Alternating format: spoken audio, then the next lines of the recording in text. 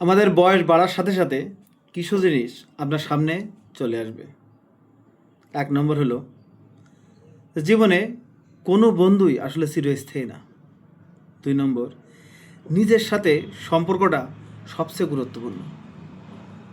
3 number, মানুষ আপনার কষ্টটা দেখবে না, সবাই ফলাফলটা আশা করবে।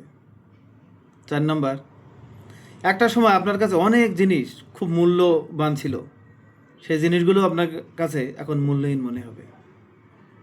5 নাম্বার, নিজের বাড়ির মতো শান্তি আপনি আর কোথাও পাবেন না।